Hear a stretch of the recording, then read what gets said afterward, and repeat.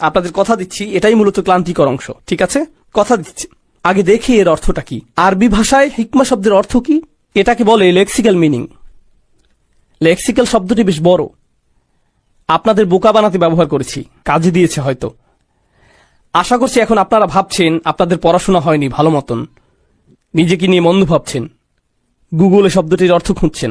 এটার মানে dictionary, lexical মানেই ডিকশনারি। এখন নিজেকে খুব উচ্চশিক্ষিত মনে হচ্ছে না? এখন বাসায় গিয়ে আপনি বলতে পারবেন মৌলিকভাবে হিকমা শব্দের লেক্সিক্যাল মিনিং হলো, আর বাসায় সবাই বলবে আরে দেখো এই লোক কি উচ্চশিক্ষিত। আচ্ছা, আরবি ভাষার ব্যাপারটি হলো, ধরুন কোনো শব্দ নিলেন, দেখবেন সেটি অনেকগুলো ভিন্ন শব্দ থেকে এসেছে, অথচ সেগুলোর মাঝে যে কোনো সম্পর্ক আছে সেটা মনেই হয় না, সেগুলোর অক্ষরগুলো একই। আপনাদের কারো হয়তো আরবিতে মূল ধাতুর ধারণাটি জানেন। হিকমা শব্দটি হা, কাফ আর মিম দিয়ে গঠিত। হা, কাফ এবং মিম, এই তিনটি অক্ষরের পেছনে বিশাল ইতিহাস আছে। এগুলো দিয়ে প্রচুর শব্দ গঠিত হতে পারে। এই ভিন্ন শব্দগুলোই আরবদের চিন্তায় হিকমায়ের ধারণাটি আমাদেরকে বুঝতে সাহায্য করবে। তারা দুটো ধারণাকে কিভাবে জোড়া লাগাতো, আপনাদেরকে ব্যাপারটা সহজ করে বলি লেক্সিক্যাল অর্থে যাবার আগেই। ওকে, আকল শব্দটি, এখানে বাংলা ভাষী থাকলে হয়তো আকল অর্থ বুঝবেন। আকল কি? নিজের আকল ব্যবহার করে বলুন তো। হ্যাঁ, বুদ্ধি। আকল মানে বুদ্ধি। আরবিতে আকালা মানে কোনো কিছুকে বেঁধে ফেলা, মানে কোনো কিছুকে বেঁধে ফেলা। উটকে বাঁধতে যে দড়ি ব্যবহৃত হতো সেটাকে আকালা বলা হতো। আর তখন আরবদের কাছে তো আজকের মতো অ্যান্টিলক ব্রেক ছিল না উটের জন্য, তাই তারা তাদের মাথায় একটা দড়ি পেঁচিয়ে রাখত। কোথাও যেতে হলে মাথা থেকে দড়িটি নিয়ে সেটাকে দিয়ে উটকে বেঁধে রাখত। এই দড়িকে বলা হতো ইকাল। ইকাল। তো দড়িটি কোথায় ছিল? তাদের মাথায়। এটাকে নিয়ন্ত্রণের জন্য ব্যবহার করা হতো, প্রাণীকে নিয়ন্ত্রণ বা আটকানোর জন্য, প্রাণীকে শৃঙ্খল করার জন্য। এখান থেকে আকল শব্দের উৎপত্তি। কারণ এক, এটা এখানে থাকে, আর দুই, এটা দিয়ে নিজেকে নিয়ন্ত্রণ করা যায়। আপনার বুদ্ধির কারণেই নিজের রাগকে নিয়ন্ত্রণ করতে পারেন, বুদ্ধির কারণেই নিজের নির্বুদ্ধিতা নিয়ন্ত্রণ করতে পারেন, বুদ্ধির কারণে আপনি নিজের জিহ্বা নিয়ন্ত্রণ করতে পারেন, বুদ্ধি দিয়ে আপনি নিজের হাতকে নিয়ন্ত্রণ করেন। তো তাদের কাছে বুদ্ধি মানে হলো নিজের আবেগকে নিয়ন্ত্রণ করার ক্ষমতা বা নিজেকে নিয়ন্ত্রণ করার ক্ষমতা। দেখলেন তারা কি করলো? এই জিনিসটিকে নিয়ে তারা বুদ্ধি শব্দের সাথে মিলিয়ে দিল। এখন আমরা বাংলায় তো এমন করি না, তাই না? এখন শব্দটির কোনো ব্যুৎপত্তি থাকলেও থাকতে পারে, কিন্তু আমরা সেটা দেখতে তো পাই না। কিন্তু কোরআনের শব্দগুলোর মধ্যে এরকম সম্পর্ক সব সময়ই থাকে। এজন্য আমরা হিকমা শব্দের পেছনেও এই সম্পর্ক খোঁজার চেষ্টা করব। হিকমার উৎপত্তি হল হাকামাতুল লিজাম থেকে। ছবিটি বেশ অন্ধকার। আপনারা কখনো ঘোড়ার মুখে মুখমন্দ পরাতে দেখেছেন? মানে একটি দড়ি দিয়ে তাদের মুখকে টেনে ধরা যায়, এভাবে তাদের মুখ নিয়ন্ত্রণ করে। এটাকে বলে হাকামা। আর হাকামা বলতে কারো থুতনিও বোঝায়। এই যে নিচের চোয়াল আর এই থুতনি, এটাকে আসলে বলা হয় হাকামা। কোনো ঘোড়া বা ভেড়া বা মানুষের থুতনি হতে পারে, এগুলোকে হাকামা বলে। এখন এটা এত গুরুত্বপূর্ণ কেন? এই অংশটি কিন্তু আমাদের চেহারাকে ধারণ করে রাখে, ঠিক আছে? আপনার চেহারাকে এই অংশটি ধরে রাখে। তো এজন্যই ধরুন কারো থুতনিতে ব্যথা পেল বা ভয়ানক কিছু হলো সড়ক দুর্ঘটনায়, এরপর মুখের নিচে চোয়াল থুতনিতে আঘাত পেল, তখন পুরো চেহারা যেন ভেঙে পড়ে। মূলত এটা পুরো চেহারাকে ধারণ করে একে সুরক্ষিত রাখছে। এখন ঘোড়ার যে লাগামটি আপনি ধরে রেখেছেন, যেটা দিয়ে ঘোড়াকে ধরে আছেন, নিয়ন্ত্রণ করছেন, ঠিক এভাবেই আপনার চোয়াল আপনার চেহারা ধরে আছে, সবকিছু অক্ষত রাখছে এটা, ঠিক আছে? চেহারার সূক্ষ্ম পেশিগুলোকে ভেঙে পড়তে দিচ্ছে না। এখান থেকে হাকামায়ের ধারণার উৎপত্তি। المنع من التفكك والتسيب سواء كانت مادية أو معنوية أو كلاما। দেখুন এখানে আরবি লিখেছি আমি আপনাদেরকে লজ্জা দিতে, যে আমি আরবি পারি এটা বোঝাতে দিয়েছি এখানে। আসলে না, আমি নিজের জন্যই দিয়েছি। অনুবাদ দিতে খুবই অলস লাগছিল, তাই দিইনি। এখানেই অনুবাদ করে বলছি। এর অর্থ কি আপনাদেরকে জানাচ্ছি। হাকাম মানে ধরুন যখন আপনি কোনো কিছুকে ভেঙে পড়া হতে বাঁচিয়ে রাখেন, যখন আপনি কোনো কিছুকে ভেঙে পড়তে দেন না, ঠিক আছে? সেটা শারীরিকভাবে ভেঙে পড়তে পারে, আবার মানসিকভাবেও ভেঙে পড়তে পারে। মানে আপনি এমনভাবে কথা বলছেন যে আপনার যুক্তি ভেঙে পড়ছে না, তখন মূলত আপনি যুক্তিতে হিকমা ব্যবহার করছেন। আপনার রচনায় যখন সবগুলো যুক্তি একে অপরের সাথে সুন্দরভাবে সম্পর্কযুক্ত থাকে, আপনার থিসিস যদি শক্তপোক্ত হয়, আপনার কথায় যখন হাকামা বা হিকমা থাকে, যেমন কোনো আইনজীবী ধরুন মামলা জেতার চেষ্টা করছে, শক্তপোক্ত করে সাজিয়েছে মামলা, ভেঙে পড়ছে না, এসবই হলো হাকামের উদাহরণ। কখনো কখনো আপনাদের ক্লাস প্রেজেন্টেশন থাকে। অনেক ইউনিভার্সিটির শিক্ষার্থী আছে এখানে, জীবনে তাদের আর কোনো উদ্দেশ্যই নেই রেজাল্ট ছাড়া। তো যখন আপনাদের ক্লাস প্রেজেন্টেশন থাকে, ধরুন আপনি প্রেজেন্টেশনের মধ্যেই সব ভুলে গেলেন, সাথে আপনার ল্যাপটপও নষ্ট হয়ে গেল, হয় না এমন? অনেকের আবার স্মৃতিও দুর্বল। আমার তো ওই দিন মনে পড়ছে আর অসমোসিস হলো যাতে মোসিস আছে। And এর মানে হলো সব ভেঙে পড়ছে। আমরা এক অদ্ভুত সময় বাস করছি। আমরা এটাকে তথ্যের যুগ বলি, কিন্তু আমাদের বেশিরভাগই আমাদের নিজেদের ধর্ম সম্বন্ধে বেশি কিছু জানি না। আমরা সত্যিই জানি না কিভাবে আমাদের কিতাব এবং আমাদের বিশ্বাস এবং আমাদের ধর্মগ্রন্থ আমাদের উপশম দিতে পারে। এটা কিভাবে আমাদের কঠিন সময় সাহায্য করতে পারে। যখন এমনটা ঘটে তখন আমরা শয়তানের সহজ শিকারে পরিণত হই। যখন মানুষ কঠিন সময়ের মধ্য দিয়ে যায়, তখন শয়তান তাদের কাছে সকল প্রকারের চিন্তা নিয়ে আসে। ধরুন কেউ অসুস্থ, সে হাসপাতালে এবং সে সব ধরনের ওয়াসওয়াসা পাচ্ছে বিশ্বাসের ব্যাপারে, কদর কি নিয়ে প্রশ্নের মুখোমুখি হচ্ছে, মানুষ চাকরি হারিয়ে ফেললে, বিয়েটা সুখকর না হলে, লেখাপড়ার ক্ষেত্রে মুশকিল দেখা দিলে, আপনি যে সমস্যার মধ্যে দিয়ে যান না কেন, বা স্বাস্থ্য সংক্রান্ত কিছু হতে পারে, এমন ক্ষেত্রে প্রশ্ন করতে শুরু করা খুব সহজ। আল্লাহ কি আদৌ আমাকে ভালোবাসেন? তিনি কেন আমার সাথে এমন আচরণ করছেন? আমার কি দোষ ছিল যে আমি এই সমস্যায় পড়ব? আমি এত দোয়া করলাম, আল্লাহ তাতে সাড়া দিলেন না, সে কোনো পরোয়াই করলেন না। আমি পুরো রমজান মাস প্রার্থনা করলাম, এমনকি উমরাও করলাম, আমি এখনো দোয়া করছি যে আমার সন্তানকে আরোগ্য দিন, আমার এই সমস্যা দূর করে দিন, কিন্তু আমার সেই সমস্যা তো এখনো আছে। এইসব আপনার ব্যক্তিগত জীবনে, এবং এটাই যথেষ্ট কঠিন। উপরন্তু সারা দুনিয়ায় একটা সংকটকাল চলছে। উদাহরণস্বরূপ আপনাদের অনেকের পরিবার সিরিয়ায় আছে, বা সারা দুনিয়ায় সিরিয়ার মতো জায়গায়, যে জায়গাগুলো পুড়ছে, যেখানে পরিবার নিরাপদ নয়, সন্তানেরা নিরাপদ নয়, যেখানে সব ধরনের মানবিক বিপর্যয় ঘটে চলছে এবং মানুষ মারা যাচ্ছে।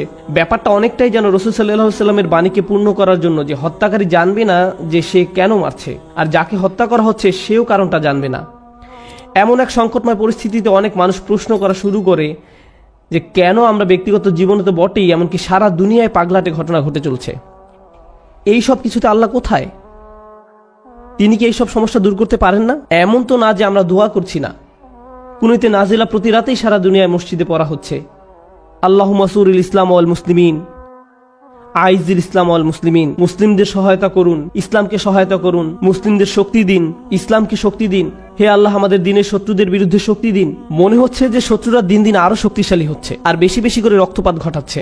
সেই মুহূর্তে কোনো ব্যক্তি তার ধর্ম নিয়ে খুবই হতাশ হয়ে যায় এবং চিন্তা করা শুরু করে এসবের কোনো মানে হয় না, আমি কেন দোয়া করব, কিছুই তো বদলাবে না। এটা কিন্তু আসলে খুব সার্বজনীন একটা সমস্যা। এই সমস্যার ফলাফল স্বরূপ কিছু জিনিস ঘটে। কিছু মানুষ দোয়া করাই বন্ধ করে দেয়, শুধু দোয়াই নয়, এমনকি তারা নামাজ পড়াও বন্ধ করে দেয়, পরোয়া করে না। নামাজকে আল্লাহ এভাবে বর্ণনা করেছেন যে এটা একটা সুরক্ষা, এটা একটা সুরক্ষা। ইন্না সালাতা তানহা আনিল ফাহশাই ওয়াল মুনকার। নামাজ আপনাকে সব ধরনের লজ্জাহীনতা, অশ্লীল আচরণ এবং সব ধরনের ক্ষতি থেকে রক্ষা করে, সব ধরনের ক্ষতি থেকে রক্ষা করে। সুতরাং আল্লাহ যখন এমনটা বলেন এবং কোনো ব্যক্তি নামাজ ত্যাগ করে, তখন তারা আসলে সরাসরি শয়তানের শিকারে পরিণত হয়, সব ধরনের খারাপ কাজ করে যাবে এবং যে করছে সে বুঝতেও পারবে না যে সে কেন এই কাজটা করছে। এরপরে এমন মানুষও কিন্তু আছে যারা অত দূর যায়নি, তারা এখনো দিনের উপর অধিষ্ঠিত আছে, তারা এখনো দিনকে ধরে রেখেছে, কিন্তু তারা কোনো মতে ধরে আছে, কোনো ক্রমে ধরে আছে, তারা কোনো ক্রমে জুমার নামাজে আসে, এমনকি সেটাও তার জন্য সংগ্রাম। কিছু মানুষের অবস্থা এত খারাপ হয়ে যায় যে তারা একটা মসজিদের ভিতর বেশি সময় থাকতেও পারে না। যদিও কোনো কারণে তারা থাকে, তাহলে অস্বস্তি বোধ করা শুরু করে। এমন ঘটনা ঘটে। আমার এমন অনেক মানুষের সাথে সাক্ষাৎ হয়েছে। আমি মনে করি না যে তারা খারাপ মানুষ। যাই হোক, আমি মনে করি কিছু মৌলিক বিষয় ঠিক ছিল না, কিছু নির্দিষ্ট চিন্তা, কিছু নির্দিষ্ট ধারণা, কিছু নির্দিষ্ট অনুভূতিতে ভুল আছে। আর সেই ভুল অনুভূতির কারণে একজন খুব বিপজ্জনক পথে চলে, সেই পথে যেটা পথভ্রষ্টতার দিকে নিয়ে যায়। এদিকে সূরা হাজের শুরুতে আল্লাহ আযজা ওয়া জাল্লা বলছেন সেই সব মানুষের কথা যাদের কাছে মানুষকে পথভ্রষ্ট করার কার্যপ্রণালী আছে। খারাপ মানুষ যারা কোনো জ্ঞান ছাড়াই আল্লাহর বিরুদ্ধে তর্ক করে, এরা আর কিছু চায় না। মা ইউজাদিলু ফিল্লাহি বিগাইরি ইলমিন ওয়ালা হুদাও ওয়ালা কিতাবিম মুনির। কোনো ব্যক্তি আল্লাহর ব্যাপারে তর্ক করে, বিতর্ক করে এবং ধর্মকে ঘৃণা করে এবং আল্লাহকে ঘৃণা করে, নবী সাল্লাল্লাহু আলাইহি সাল্লামকে ঘৃণা করে এবং তাদের কোনো ধারণাই নাই যে তারা কেন বিতর্ক করছে, পথ নির্দেশনাও নেই, কোনো আলোকিত চিন্তার আলোকেও তারা কাজটা করে না, অভিযোগ করার জন্যই অভিযোগ করা।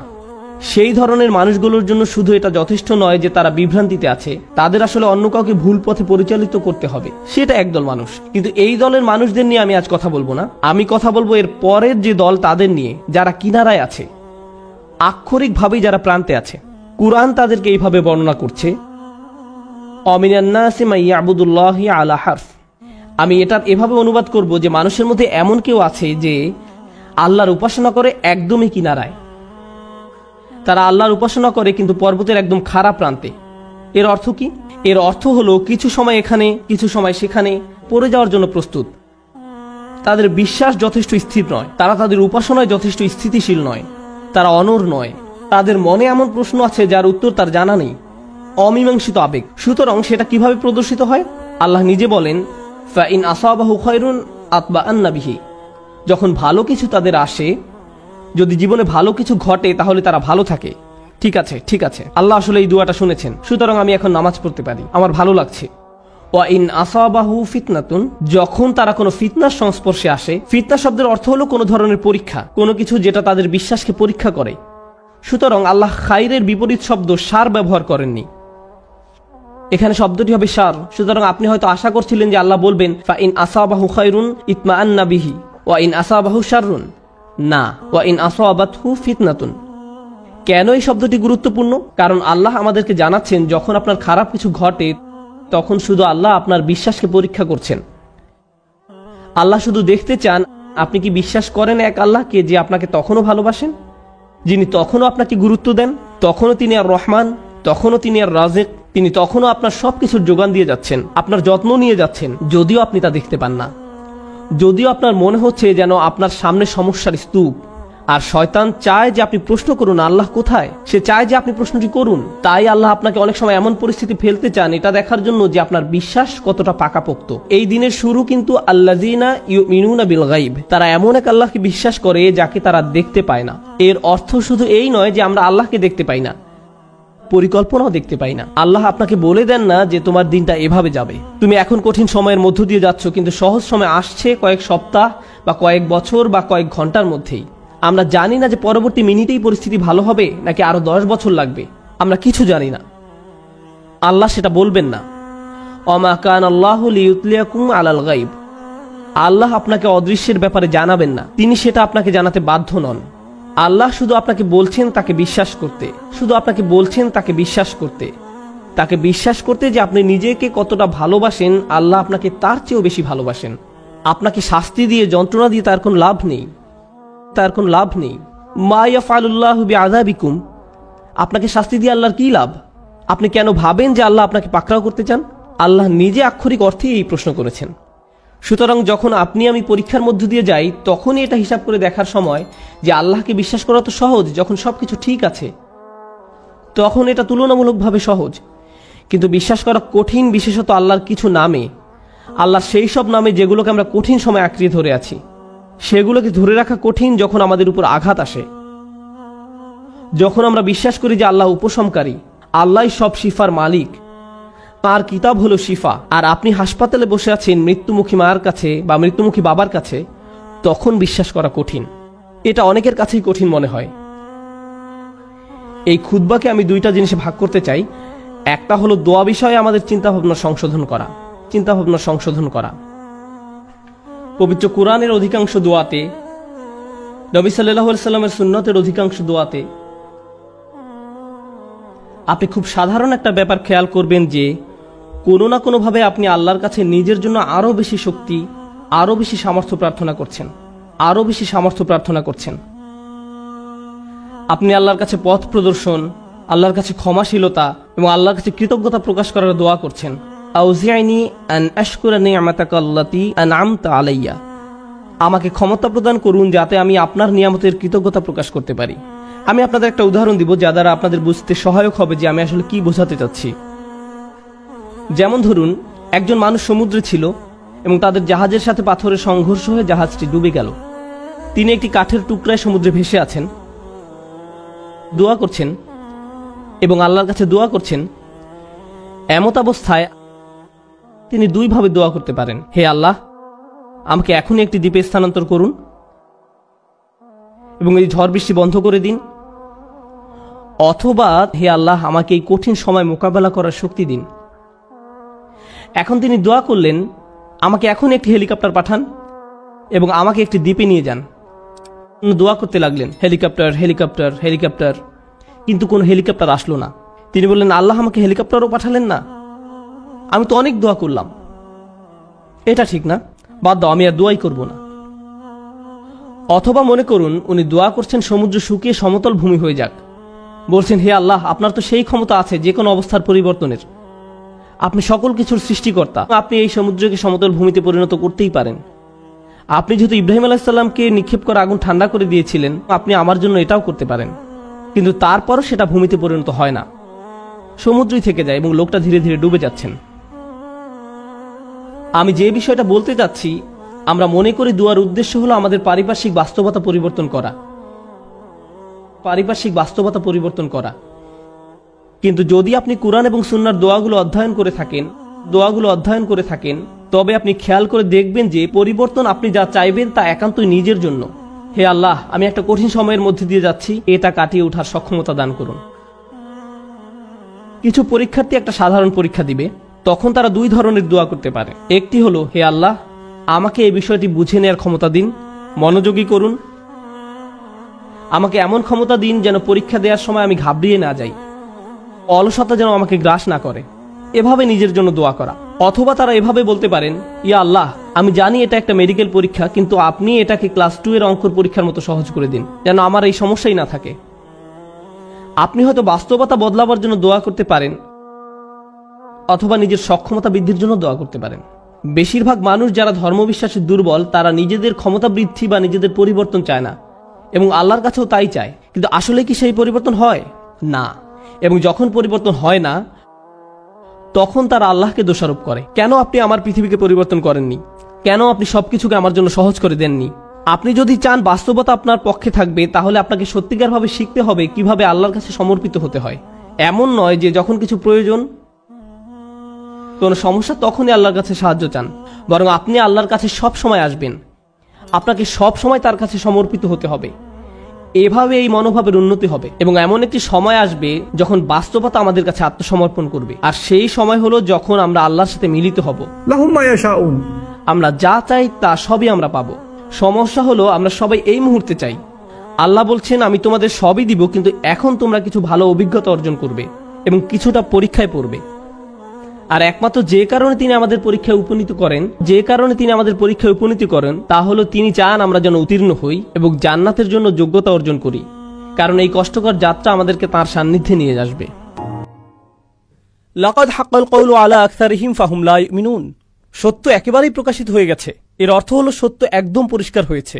বার্তাটি যে সত্য তা বেশিরভাগ মানুষের কাছেই স্পষ্ট, তবুও তারা বিশ্বাস করে না। ফাহুম লা ইউমিনুন, যে তারা তবুও বিশ্বাস করবে না।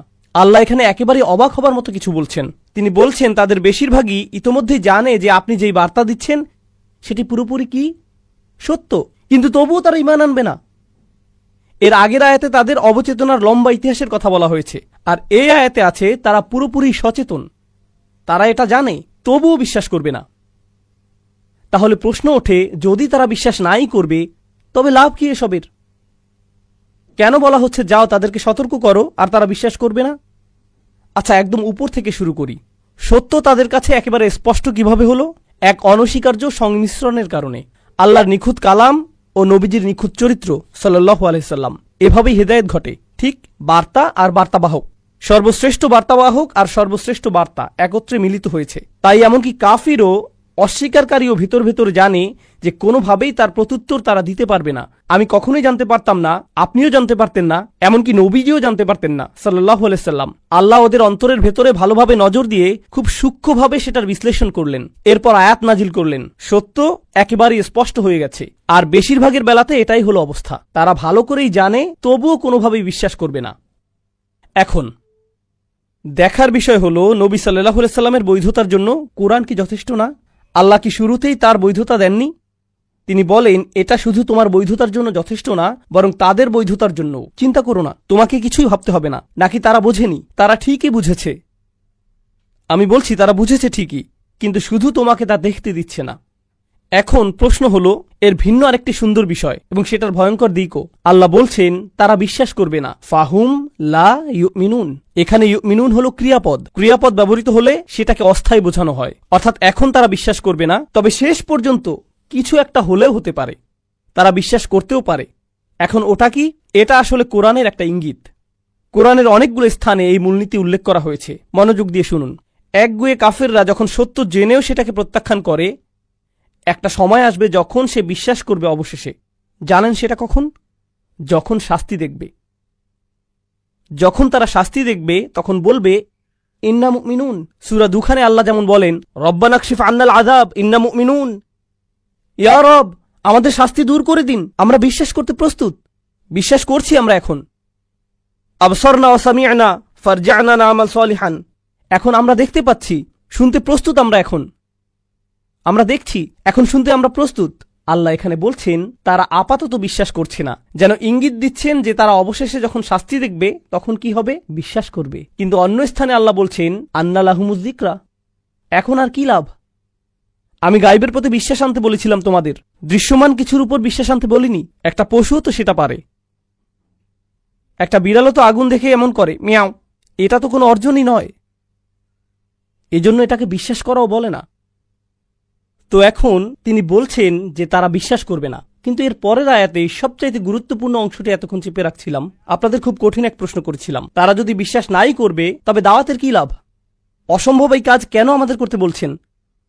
এই আয়াতে একটা শব্দ আছে। এই প্রশ্ন সেই একটি আয়াতই দিয়ে দিচ্ছে। লাকাদ হাক্কাল কওলু আলা আকসারিহিম। তাদের অধিকাংশের কাছেই সত্যটা একেবারে পরিষ্কার হয়ে গেছে, তারপরও তারা বিশ্বাস করবে না। তাদের অধিকাংশই যদি বিশ্বাস না করে তাহলে কে করবে? তাদের অল্প সংখ্যক করবে, ঠিক। তাদের মধ্যে ছোট্ট এক সংখ্যালঘু অংশ বিশ্বাস করবে, ঠিক। আর নবীজিকে তাই বলা হচ্ছে সাল্লাল্লাহু আলাইহি সাল্লাম, আপনার সবাইকে সতর্ক করতে হবে, কারণ আপনি জানেন না কে কে বিশ্বাস করতে পারে। আমি আপনাকে জানিয়ে দিচ্ছি, যদিও যে বেশিরভাগই করবে না, এটাকে কঠিন সরল পথ তো আর অকারণে বলা হয় না। তাই আপনি অল্প কয়জনকে পাবেন, এটা জেনেই কাজ করুন। তারা কারা সেটাও আমি আপনাকে জানাবো না। আপনি যদি অন্তত বলে দেন যে তারা কারা, তাহলে আমার কাজটা একটু সহজ হতো, আমি তাদের কাছেই যেতাম, বাকি সবার পেছনে সময় নষ্ট করতাম না। না, বলবো না আপনাকে, শুধু বেশিরভাগই ঈমান আনবে না। তো এজন্যই আসলেই তারা বিশ্বাস করবেই না। মানে এত একগুঁয়ে জেদি কেন তারা? ইন্না জাআলনা ফি আনাকিহিম আগলালান। কোনো সন্দেহ নেই আমি তাদের বেরি পরিয়েছি, লোহার বেরি, তাদের গলাতে। লোহার তৈরি মোটা বেরি, দেখতে এরকম ব্রেসলেটের মতো, এর সাথে শিকল লাগানো। কখন কাউকে এরকম পরানো হয়? না, আরো বেশি বড় শাস্তি চিন্তা করুন, জেলখানা, কারাগারে। এসব মানুষদের পাশাপাশি শিকল দিয়ে বেঁধে রাখা, একের পর এক, একের পর এক, একের পর এক, প্রত্যেকের গলায় বেরি। ফাহিয়া ইলাল আযকান। এই বেরি চিবুক পর্যন্ত, মানে এটা এভাবে থাকে একদম চিবুক পর্যন্ত, এভাবে হাঁটতে হয় তখন। ফাহুম মুকমাহুন। তাদের গলা এভাবে উঁচু হয়ে আছে। এভাবেই এটা সেই জেলখানার চিত্র। আমি চাই আপনারা মনে রাখুন, এটা কিসের চিত্র? জেলখানার। তো এখানে সেটার সাথে কি সম্পর্ক? আল্লাহ কিন্তু আপনাকে বলছেন না যে আপনি যদি এখন কুরাইশদের কাছে যান, যদি আবু জাহেলের কাছে যান, এখনই তাকে এরকম বেরি পরা অবস্থায় দেখবেন। না না না না, এই বেরি কি দৃশ্যমান নাকি অদৃশ্য? এটা অদৃশ্য এক বেরি। কিন্তু জানেন কি, আমি চাই এই জেলখানার চিত্রটা আগে বুঝে নিন। এই লোকগুলোকে শেকল পরানো, তার মানে এরা বন্দী। আর ওরা জেলে থাকা মানে বাহিরের পৃথিবীর সাথে একেবারে বিচ্ছিন্ন, ঠিক। কারণ আপনি জেলে বন্দী থাকা মানে বাহিরে কি হচ্ছে কিছুই জানেন না, অর্থাৎ আপনি অসচেতন, জ্ঞানহীন, গাফেল। এই শব্দ কি এর আগে এসেছে? গফিলুন। আপনি গাফেল কেন? কারণ আপনি জেলে। আর আপনার গলায় এমন বেরি থাকলে আপনি আশেপাশে দেখতে পারবেন না, মানে আপনি জানতেই পারবেন না আপনার পাশেই কি হচ্ছে, মানে আপনি আরো বেশি অজ্ঞ, গাফেল হয়ে গেলেন। আর তারপর আপনাকে সেখানে থাকতে হবে। কাউকে জেলে পুরে দিলে আপনি তাকে জিজ্ঞেস করতে পারেন, কেন তার এমন হলো? কেন তুমি জেলে গেলে? জেলে যেতে হলে আপনাকে অপরাধের অভিযোগে অভিযুক্ত হতে হবে, ঠিক। কিন্তু পূর্বের আয়াতেই তার বিরুদ্ধে অপরাধের অভিযোগ এসেছে। সত্য তাদের সামনে প্রকাশ হয়েছেই, বাণী তার সামনে সম্পূর্ণ স্পষ্ট হয়েছে। তবুও তারা বিশ্বাস করেনি। এটাই অপরাধ। আর অপরাধ এমনটা হলে তাদের জেলেই যাওয়া উচিত। কিন্তু এরপরেও শুধু জেলে গেলেই হবে না, আপনার শাস্তি অপরাধের সমানুপাতেও হতে হবে। এই কথা আগে শুনেছেন? অপরাধের উপযুক্ত শাস্তি হতে হবে। আমরা এখন পর্যন্ত শাস্তি সম্পর্কে কি জেনেছি? যে তাকে বেরি পরানো হবে। কোথায়? তার গলায়। আল্লাহ কি বলছেন? যে সে নিজে অন্তরে সত্য জানে। তিনি এই ইঙ্গিত দিয়েছেন যে সে ইতিমধ্যেই জানে কি সত্যটা। অতএব সে সত্য জানে, কিন্তু মুখ দিয়ে সেটা প্রকাশ করছে না অহংকারের কারণে। তার গলায় সত্যটা আটকে আছে, মুখ পর্যন্ত আসতেই পারছে না, গলায় ধরে রেখেছে সে। এজন্যই তাদেরকে বলা হয় কাফির। কাফির অর্থ যে সত্যকে লুকিয়ে ফেলে। কাফির বলতে কৃষককেও বোঝানো হয়, কারণ সে বীজ মাটিতে পুঁতে ফেলে। তাই তারা যে নিজেদের গলার ভেতরে সেটা আটকে রাখে, এজন্য তাদের গলাও আটকা পড়েছে। অপরাধটা এখানেই। তারা চাইলেই বলতে পারে, কিন্তু অহংকার তা দিচ্ছে না। কিন্তু দেখুন, আরেকটি জিনিস আপনাদের জিজ্ঞেস করতে চাই, তা হলো যখন আপনি এভাবে মাথা উঁচু করে রাখেন অথচ আপনার গলায় বেরি নেই, তখন সেটা কি? সেটা অহংকার। একজন কয়েদির এভাবে গলা উঁচু করে রাখার চিত্রটি বেশ অপমানজনক। আল্লাহ সেই মাথা উঁচু করা কয়েদির সাথে অহংকারী লোকের তুলনা করেছেন, যে অহংকার আর জেদের কারণে তার বাণী শুনতে অস্বীকার করে। তিনি বলছেন যে সে অহংকার করছে। আল্লাহ সেটাকে কয়েদখানা বলছেন। সে বন্দী। সে বন্দী। সে নিজেও জানে না যে সে নিজের অহংকারেই বন্দী। এই আয়াতের কি অসাধারণ চিত্রায়ন! এই আয়াত নিয়ে শেষ কথা, আপনার গলায় যখন এরকম বেরি পরানো থাকবে, তখন কি নিজেকে দেখতে পারবেন? জেলের বাইরে বা আপনার আশেপাশে বা কি হচ্ছে ভুলে যান, আপনি কি অন্তত নিজেকে ঠিকভাবে দেখতে পারবেন? ফাআনসাহুম আনফুসাহুম উলাইকা হুমুল ফাসিকুন। তিনি তাদের নিজেদেরই ভুলিয়ে দিলেন, তারা এমনকি নিজেদেরও দেখতে পারছে না। ইদা আখরাজা ইয়াদাহু লাম ইয়াকাদ ইয়ারাহু। কুরআন বলছে, সে যদি অন্তত নিজের হাত দেখতে পারত। তাদের অবস্থা এতই খারাপ, তারা এতই হঠকারী, কিন্তু তাদের এই একগুঁয়েমি আল্লাহ চান না। আমি যখন এটা পড়ি তখন ভাবি, আচ্ছা, আল্লাহ হয়তো এখন অন্য বিষয়ে যাবেন, কারণ যথেষ্ট শাস্তি তো হয়েছেই। কিন্তু এরপর আরেক আয়াত, ওয়াজআলনা মিন বাইনি আইদিহিম সাদ্দান, আর আমি তাদের ঠিক সামনেই একটা দেয়াল রেখেছি। অমিন খলফিহিম সাদ্দান, আর তাদের পেছনেও আমি একটা দেয়াল রেখেছি। আগশাইনাহুম, তাদেরকে ঢেকে দিয়েছি। ফাহুম লা ইউবসিরুন, ফলে তারা দেখে না। আপনি জেলখানায়, আপনাকে অন্য মানুষের সাথে বেঁধে রাখা হয়েছে। আপনার সামনে একটা দেয়াল, পেছনে আরেকটা দেয়াল। তিনি কেন দুপাশে দেয়ালের কথা বললেন না? কারণ যখন আপনি শেকলে বন্দী, তখন শুধু কোন দিকে নড়াচড়া করতে পারেন? সামনে ও পেছনে। আর আপনি আশেপাশে তাকিয়েও দেখতে পারছেন না, কারণ গলায় বেরি বাঁধা। তাই শুধু সামনে আর পেছনেই যেন দেখতে পান, এটুকুই। তো তারা এই দিকেই এগিয়ে আসছে। তাহলে আল্লাহ কি বলছেন? তাদের সামনে একটা দেয়াল আছে আর তাদের পেছনে একটি দেয়াল আছে। এই দেয়ালের কাজ কি? আপনি পালাতে পারবেন না। দেয়ালের আরেকটি কাজ হলো, আপনি ওপাশের কিছুই দেখতে পাবেন না। ঠিক এটার কারণেই তারা অসচেতন। কিন্তু এখানে তো তিনটি আবরণ, সামনে দেয়াল, পেছনে দেয়াল, উপরে আরেক আবরণ। এটা কিছু খুব খুব গুরুত্বপূর্ণ। যখন আমি খুবই গুরুত্বপূর্ণ দুইবার বলি, খুব খুব এভাবে, তার মানে হলো এটা আসলেই খুব খুব গুরুত্বপূর্ণ। যদি বলি খুব গুরুত্বপূর্ণ, তখন আসলে আপনাদের শুধু জাগাবার চেষ্টা করছি। কিন্তু যদি আমি বলি যে খুব খুব গুরুত্বপূর্ণ, এর মানে আসলেই খুব খুব গুরুত্বপূর্ণ। তিনটি বাধা। প্রথম বাধাটি কোথায়? ঠিক তাদের সামনে। বোঝার চেষ্টা করুন এর মানে কি। আমাদের ঠিক সামনে কি জানেন? সবকিছু। যখন ঘুম থেকে উঠি, আমার ঘর আমার সামনে। যখন নিচে যাই, আমার বাচ্চারা আমার সামনে। যখন বাইরে যাই, পুরো আকাশ আমার সামনে। যখন গাড়িতে উঠি, আমার গাড়ি ঠিক আমার সামনে। কোরআন আমার সামনে। সমস্ত জীবন আমার সামনে। আল্লাহর সমস্ত সৃষ্টি কোথায়? ঠিক আমার সামনে। আর এই সৃষ্টি, এই আকাশ, এই পৃথিবী, সেই গাছ, আমার বাচ্চা, সবকিছুই আল্লাহকে স্মরণ করিয়ে দেয়। সবকিছুই। কিন্তু তারা এসব থেকে বাধাপ্রাপ্ত, তাই তারা ওসব কিছুই দেখে না। তাই কিছুই তাদেরকে আল্লাহর কথা মনে করিয়ে দেয় না। সবকিছুই তাদের চিন্তার জন্য যথেষ্ট না। সত্যের পথ হতে তারা অবরুদ্ধ। অন্য ভাষায়, প্রথম প্রাচীর হলো সমস্ত সৃষ্টি। বোঝার চেষ্টা করুন এই জিনিসটা। আল্লাহ যা কিছুই সৃষ্টি করেছেন, সবই আমাদের সামনে। আপনি তো সারাক্ষণ কোরআন পড়ছেন না, সারাক্ষণ তো আপনি ইবাদত করছেন না। কিন্তু জানেন কি, যখনই আপনি জেগে আছেন, আপনার ঠিক সামনেই কি থাকে? সৃষ্টি সব সময় আপনার সামনে থাকে। নিজের চোখে দেখে অনুধাবন করার মতো কিছু না কিছু সব সময়ই থাকে। এটাই হলো প্রাচীর। দ্বিতীয় প্রাচীরটি কোথায়? তাদের পেছনে। আমাদের পেছনে কি? আমাদের ইতিহাস, আমার নিজের ইতিহাস, আমার জাতির ইতিহাস, অন্যান্য জাতির ইতিহাস। এগুলো সব কোথায়?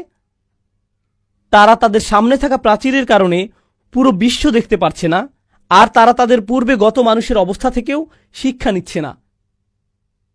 এজন্য তাদের পেছনেও আরেক প্রাচীর। এখন পর্যন্ত দুটো পেলাম, আপনার চারপাশের দুনিয়া 1 নম্বর, আর আছে ইতিহাস 2 নম্বর। কিন্তু সেটাও যথেষ্ট না, অন্য দিক থেকেও তারা অবরুদ্ধ। কোথায়? ফাআগশাইনাহুম, আমি তাদেরকে ওপর থেকেও ঢেকে দিয়েছি। এখন আপনি যদি ওপর থেকে তাদের বন্দী করে রাখেন, তার মানে ওপর থেকেও এমন কিছু শেখার আছে যা সত্যের পথ দেখায়। আপনি যদি ইতিহাসে মনোযোগ দেন, সেখান থেকেও সত্য পেতে পারেন। হতে পারে উপরেও কিছু একটা আছে যা আপনাকে সত্যের দিকে নিতে পারে। সেটা কি? আল্লাহর পক্ষ থেকে বাণী। এখন সেটাও আপনার অন্তর হতে অবরুদ্ধ। আপনি কোরআনের যেখানেই পড়েন না কেন, তা বলবে যে সত্যে পৌঁছানোর জন্য 3টি রাস্তা আছে। আপনার চারপাশের পৃথিবীর দিকে নজর দিতে পারেন, ইতিহাসের প্রতি নজর দিতে পারেন, আর নজর দিতে পারেন ওহির প্রতি। কোরআনে এই 3টি ধ্রুব। আপনি যখন নিজের প্রতি মনোযোগ দিচ্ছেন, তখন আপনি সবকিছুর প্রতি দিচ্ছেন। সানুরিহিম আয়াতিনা ফিল আফাকি ওয়া ফি আনফুসিহিম হাত্তা ইয়াতাবায়্যানা লাহুম আন্নাহুল হক। আপনার চারপাশের পৃথিবীটাই সত্যে পৌঁছানোর প্রথম ধাপ, ইতিহাস। আর যারা ইতিহাস নিয়ে চিন্তা করতে পারে, তারাও সত্যে পৌঁছাতে পারে। আর সত্যে পৌঁছানোর সবচাইতে শক্তিশালী পথটি অবশ্যই সেটা যা ওপর থেকে আসে। অথচ এই মানুষগুলো পুরোপুরি অবরুদ্ধ। তাই ওহি তো দূরে থাক, তারা তো এই বাণী শুনছেই না। নবীজি সাল্লাল্লাহু আলাইহি সাল্লামকে তারা আপনাকে শুনবে না, অথচ তা কোরআন উপর থেকে এসেছে। এটা বলতে বলার আগে দেখুন, সেটা তো তাদের প্রথম অপরাধী না। তারা তো তাদের আশেপাশের পৃথিবীটাতেই মনোযোগ দেয় না। তারা ধ্বংসাবশেষ নিয়েও চিন্তিত না। তারা তো অতীত জাতির ধ্বংসাবশেষের পাশ দিয়ে গিয়েছে, আরবরা যেত এভাবে। অথচ তারা 2 বার ভাবত না এখানে কি হয়েছে। ফাহুম লা ইউবসিরুন, তাদের এই অবস্থা কেন হলো? তারা এমনটা কখনোই ভাবেনি। কি এক চিত্রায়ন, কি অসাধারণ চিত্রায়ন। আর এই সব কিছুর শেষে এখন নবীজি সাল্লাল্লাহু আলাইহি সাল্লামকে বলা হচ্ছে, তিনি কি সংখ্যাগুরুদের পাবেন নাকি সংখ্যালঘুদের? এখন বলা হচ্ছে বেশিরভাগ মানুষই খারাপ, কোনো আশা নেই। ওয়াসাওয়াউন আলাইহিম আনযারতাহুম আম লাম তুনযিরহুম লা ইউমিনুন, সব একই রকম। আপনি তাদেরকে সতর্ক করেন আর নাই করেন, তারা বিশ্বাস করবেই না। হে আল্লাহ, আপনিই আমাকে বলেছিলেন তাদের সতর্ক করতে, এখন বলছেন তাদেরকে সতর্ক করি আর না করি লাভ নেই। তাদের জনসংখ্যার বিশাল গোষ্ঠীর ব্যাপারে আসলেই কোনো লাভ নেই। এই মানুষগুলোর ব্যাপারেই যদি নবীজিকে বলা হয়ে থাকে সাল্লাল্লাহু আলাইহি সাল্লাম, তবে তাদের বেশিরভাগের গলাতেই শেকল আর বেরি লাগানো। তাদের বড় অংশের কোনো কিছুতেই কোনো মনোযোগ নেই আর, কিন্তু তবুও তাকে করতে হয়। কেন বাপু? কেনই বা তাদের বেশিরভাগ বিশ্বাস রাখবে না? এমনকি কোরআনও, এমনকি রাসূলুল্লাহ সাল্লাল্লাহু আলাইহি সাল্লামের নিজ কণ্ঠের কোরআনও নয়। এত একগুঁয়ে তার কিভাবে হতে পারে যে স্বয়ং নবীর কণ্ঠের কোরআনও তাদের জন্য যথেষ্ট না? এরকম অবস্থাটি বেশ হতাশাজনক। আর এমনটা যখন হবে, যখন তারা হতাশায় থাকবে, নবীকে তখন বলা হচ্ছে সাল্লাল্লাহু আলাইহি সাল্লাম, ইন্নামা তুনযিরু মান ইত্তাবা'a যিকরা, আপনি শুধু তাকেই সতর্ক করতে পারবেন যে জিকিরের অনুসরণ করে। এই আয়াত সম্পর্কে বলার আগে আপনাদের আরেকটা জিনিস বলতে চাই। সত্যে পৌঁছাবার কয়টি পথের কথা বলেছি আমি? 3। সেগুলো কি কি? একদম সোজা, খুব খুব গুরুত্বপূর্ণ। আমি বলেছিলাম সৃষ্টি, ইতিহাস, ওহি। ঠিক? ওকে, সৃষ্টি, ইতিহাস, ওহি হলো কিভাবে আপনি আপনার মস্তিষ্ক ব্যবহার করে সত্যে পৌঁছাতে পারবেন। একবার সত্য পেয়ে গেলে তখনই সতর্কতাগুলোর উপকার পাবেন আপনি। তাহলে 1টি, 2টি, 3টি, 4 নম্বর কোনটি? সতর্ক বার্তাগুলো। সত্যে পৌঁছাবার আগে যদি সতর্ক বার্তা দিয়ে দেন, তবে তার কোনো অর্থই হবে না। আমাদের বাচ্চারা কখনো এমন হয় ইসলাম সম্পর্কে জানেই না। নামাজ পড়ো বাবা। কেন নামাজ পড়বো আম্মা? কারণ না পড়লে আল্লাহ রাগ করবেন, আর আমি আরো বেশি রাগ করব। আপনি ভয় দেখাতে খুব পছন্দ করেন, কিন্তু তার আগে সত্যটা বুঝিয়ে দেন না। এমন করলে কি হয় জানেন? মানুষ পালিয়ে যায়। যারা সত্য থেকে উপকৃত হয়, সতর্কতা মূলত তাদের জন্যই। আর সত্যের পথগুলো কি কি? আপনার চারপাশের পৃথিবী, ইতিহাস আর ওহি। ঠিক দেখলেন সতর্কবাণী কখন আসলো? এখন সতর্কবাণী এসেছে এখানে। এখন আল্লাহ বলছেন, এই 3টি রাস্তা যখন বন্ধ, তখন আপনি যতই সতর্ক করেন না কেন, তারা বিশ্বাস করবেই না, কোনো কাজেই আসবে না। অন্যের সাথে ইসলাম নিয়ে কিভাবে কথা বলবেন, সেটার উপর কি এর প্রভাব পড়ে না? আমাদের কি তাহলে শুধু সতর্ক করার তুলনায় সঠিকভাবে চিন্তা করার প্রতি মনোযোগ দেওয়া উচিত নয়? যদি আপনি মানুষকে সতর্ক করতে চান, কি দিয়ে শুরু করা উচিত? সঠিকভাবে চিন্তা করার উপায়। ইতিহাস নিয়ে চিন্তা করতে শেখান, ওহী নিয়ে চিন্তা করতে শেখান, তাদের চারপাশের বিশ্ব নিয়ে চিন্তা করতে শেখান। এরপর তাদের সতর্কবাণীটি দিন। আমার ধারণা হলো আজকাল বেশিরভাগ মুসলিমেরই ইসলাম নিয়ে আনুষ্ঠানিক তো দূরে থাক, সাধারণ জ্ঞানটিও নেই। আমিও এর অন্তর্ভুক্ত। কি হতাশাজনক পৃথিবীতে আমরা বাস করছি। আমাদের দোষ না এটা। এখন যদি কারো জ্ঞানের সঠিক ভিত্তিই না থাকে, আর আপনি এসে তাকে 1 ঘন্টা যাবৎ জাহান্নামের আগুনের উত্তাপ নিয়ে বলেন, তাহলে তো সমস্যা হবেই, কারণ তার ভিত্তিই তো ঠিক নেই।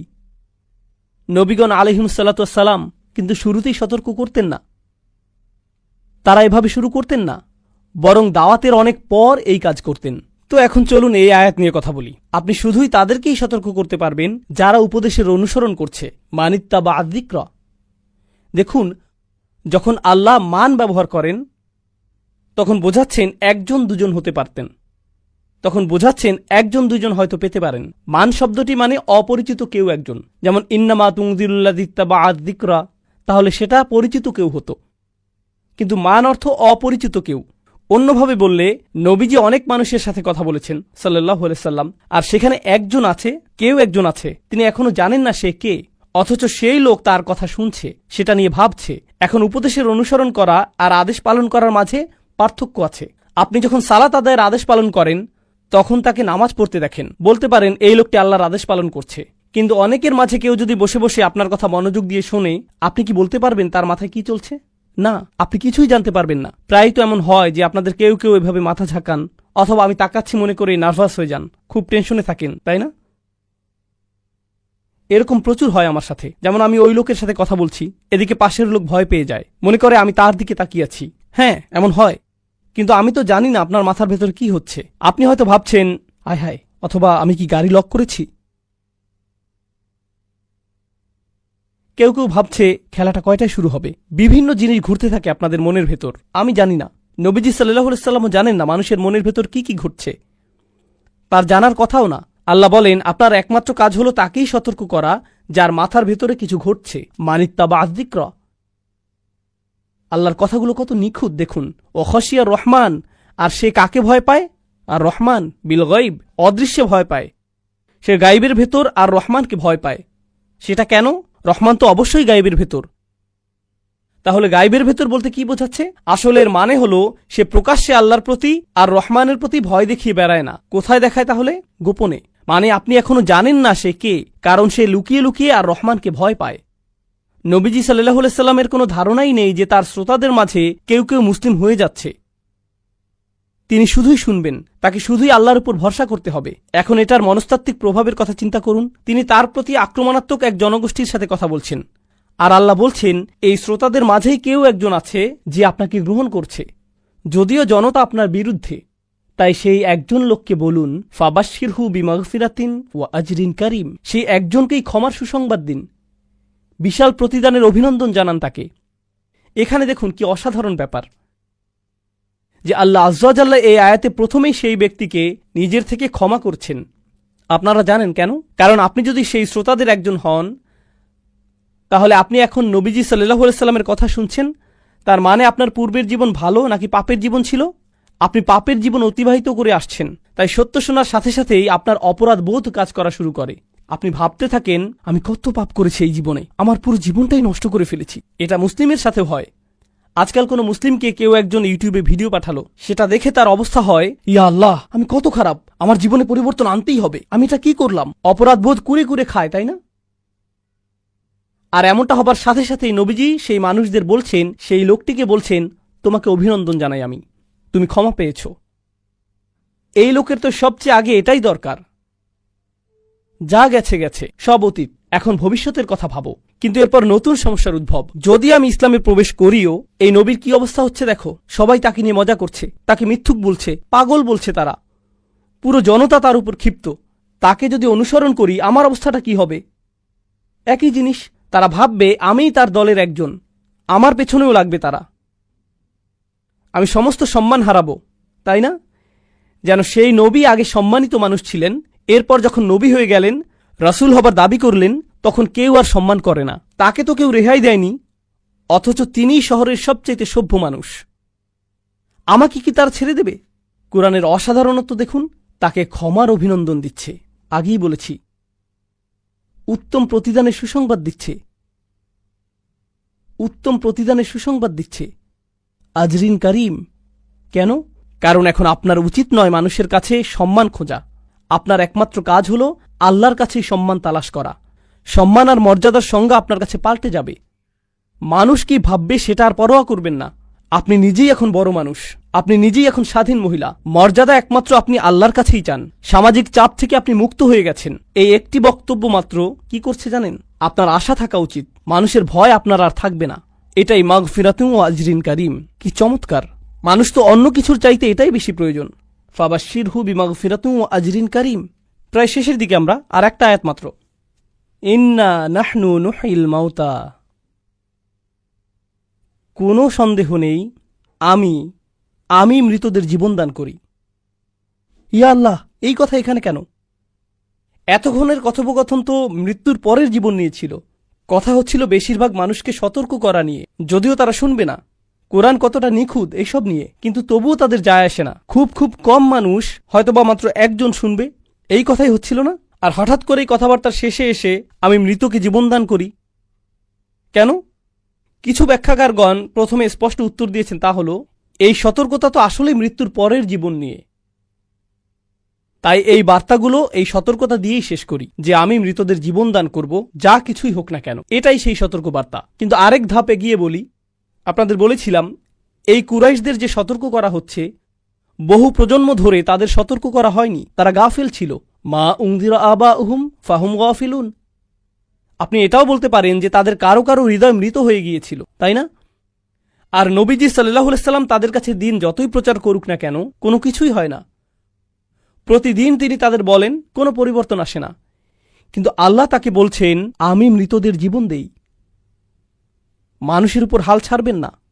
তাদের জীবন দেয়া, ইমানের দিকে নিয়ে আসা আপনার কাজ নয়, এটা আমার কাজ। আপনার কাজ হলো সতর্ক করা। আপনি জানেন না বহু বছর ধরে মৃত কোনো মানুষের হৃদয়ে আল্লাহ প্রাণ নিয়ে আসবেন। তুমি জানো না কখন ওমর ফিরবে, জানো না কখন হামজা ঈমান আনবে, তুমি জানো না কখন আবু সুফিয়ান মুসলিম হবে। তাড়াতাড়ি হবে না এসব। তুমি জানো না কখন খালিদ ইবনে ওয়ালিদ ফিরবে। অনেক বছর লেগেছে, যুদ্ধ লেগেছে। তিনি নিজেই মুসলিম মেরেছিলেন মুসলিম হবার আগে। মানে সত্যি সত্যি এটা তোমার কাজ নয়। আমি মৃতদের জীবন দান করি। নবীজির পর হতে সব দায়ী, বার্তাবাহক, আলেম ইত্যাদি, তাদের কি বলা হচ্ছে যে এমনকি আমি রাসূলুল্লাহ সাল্লাল্লাহু আলাইহি সাল্লাম নিজেও মানুষকে বদলাতে পারি না। মানুষকে বদলাতে পারে না। মানুষকে পুনরুজ্জীবন দেয় না। কে দেন? আল্লাহ দেন। কোনো ভিডিও আপনার জীবন পরিবর্তন করেনি, আল্লাহ করেছেন।